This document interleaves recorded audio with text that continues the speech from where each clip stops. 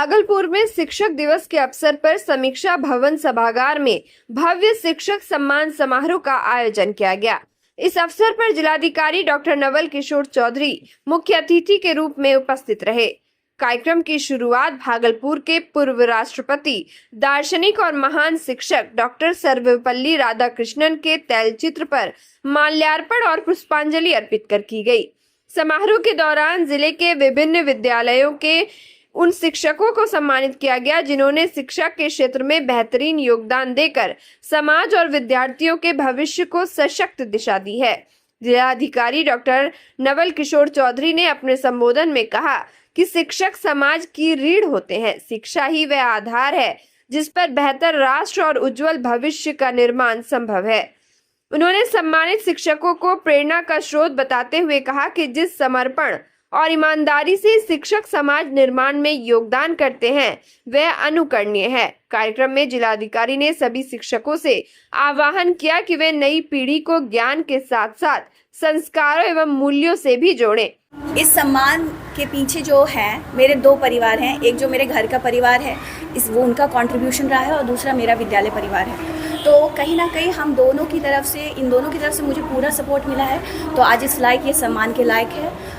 नवाचार करने वाले शिक्षकगण उन सभी लोगों को सम्मानित किया गया है और उनमें से कई लोगों ने अपने नवाचार को बताया भी किस तरीके से उनके छोटे से विचार ने पूरे विद्यालय के परिस्थितियों को, परिदृश्य को बदला है और बच्चों के अच्छाई के लिए उन्होंने काम किया है। मैं सभी शिक्षकगणों को इस अवसर पर पुनः शुभकामनाएं देता हूँ, बधाई देता हूँ।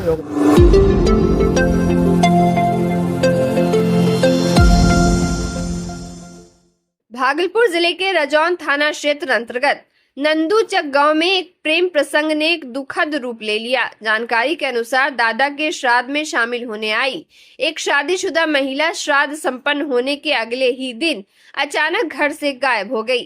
परिजनों ने खोजबीन शुरू की तो अगले दिन सुबह गांव के पास बांध किनारे महिला और उसके प्रेमी को बेहोशी की हालत में पाया गया।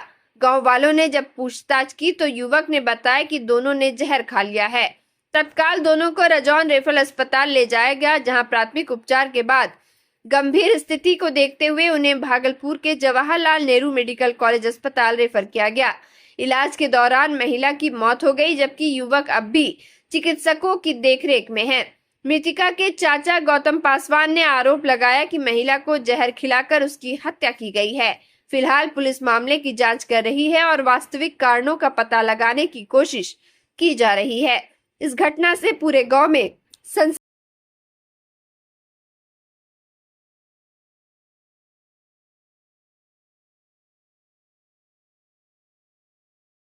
सहायक सेवा संघ जिला इकाई भागलपुर के बैनर तले कार्यपालक सहायकों ने शुक्रवार की देर शाम समाहरणालय गेट के समीप कैंडल मार्च निकालकर विरोध प्रदर्शन किया।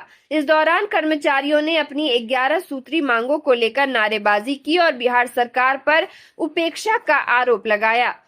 संघ के उपाध्यक्ष राहुल चौहान ने कहा कि कार्यपालक सहायकों को अब तक उचित वेतनमान नहीं मिला है। उन्होंने कहा कि हमारी मुख्य मांग है कि हमें या तो नियमित वेतनमान प्रदान किए जाए या न्यूनतम मजदूरी इतनी तय की जाए जिससे परिवार का भरण पोषण संभव हो सके। चौहान ने सरकार को चेतावनी देते हुए कहा कि लंबे समय से अनदेखी के कारण उन्हें आंदोलन का रास्ता अपनाना पड़ा है।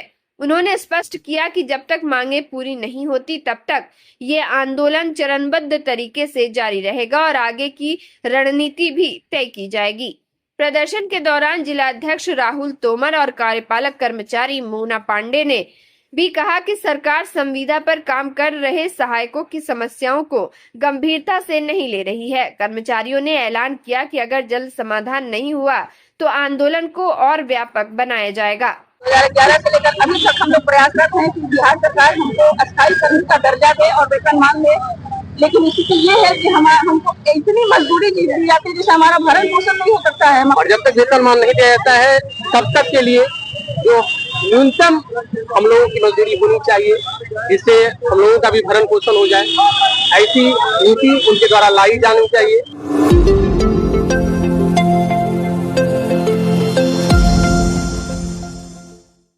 बिहार गृह रक्षा वाहिनी स्वयंसेवक संघ की जिला स्तरीय बैठक शुक्रवार को सैंडिस कंपाउंड व्यायामशाला में आयोजित हुई। बैठक की अध्यक्षता जिलाध्यक्ष अखिलेश्वर प्रसाद यादव ने की। बैठक में हाल ही में बिहार सरकार द्वारा गृह रक्षा वाहिनी स्वयंसेवकों के मानदेय में की गई वृद्धि का स्वागत करते हुए मुख्यमंत्री को धन्यवाद दिया गया। सरकार ने पुलिसकर्मियों के एक दिन के न्यूनतम वेतन के अनुरूप 1121 रुपए की अतिरिक्त राशि बढ़ाई है। नेताओं ने कहा कि यह निर्णय लंबे समय से लंबित मांगों को आंशिक रूप से पूरा करता है और इससे स्वयंसेवकों का मनोबल बढ़ेगा। जिलाध्यक्ष यादव ने बताया कि केंद्रीय समिति पटना के निर्देश अनुसार 8 सितंबर को पूरे जिले में शांतिपूर्ण विजय जुलूस निकाला जाएगा। ये जुलूस जिला समादेष्टा कार्यालय से प्रारंभ होकर विभिन्न मार्गों से होते हुए जिला पदाधिकारी कार्यालय पहुंचेगा, जहां मुख्यमंत्री के प्रति आभार जताते हुए धन्यवाद ज्ञापन सौंपा जाएगा। बैठक में जिला सचिव विभाज कुमार झा सहित बड़ी संख्या में स्वयंसेवक शामिल हुए और संगठन की एकजुटता पर बल दिया गया कि बिहार सरकार ने हम प्रशिक्षित होम गार्ड का जो 774 रुपया से बढ़ाकर 1125 रुपया किया, इसके लिए 1121 रुपया किया। इसके लिए माननीय बिहार सरकार, मुख्यमंत्री, माननीय महानिर्देशक सह महासमादेष्टा महोदया को इस हम लोग बधाई दे रहे हैं।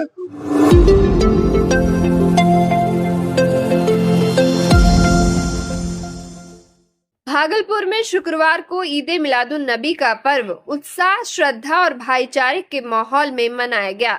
सुबह से ही मस्जिदों एवं दरगाहों में विशेष दुआएं हुई। लोगों ने पैगंबर हजरत मोहम्मद साहब की शिक्षाओं को याद कर अमन एवं इंसानियत के रास्ते पर चलने का संकल्प लिया। शहर के हबीबपुर, बरारी, तातारपुर, खलीफाबाग समेत अन्य इलाकों से जुलूस निकाला गया, जिसमें हजारों लोग शामिल हुए। बच्चों ने रंग बिरंगे परिधान पहनकर हाथों में हरे झंडे और तख्तियां थाम रखी थी। महिलाएं घरों से जुलूस का स्वागत करती दिखी। नारे तकबीर और नारे रिसालत की गूंज से पूरा शहर मुखर हो उठा। जुलूस मजार शरीफ पहुंचने पर चादर पोशी और फातिहा की गई। इसके बाद शिरनी वितरण हुआ और श्रद्धालुओं ने जरूरतमंदों में खाद्य सामग्री एवं मिठाई भी बांटी। युवाओं ने सोशल मीडिया पर त्योहार की मुबारकबाद साझा कर भाईचारे का संदेश फैलाया। त्योहार को लेकर प्रशासन सतर्क रहा।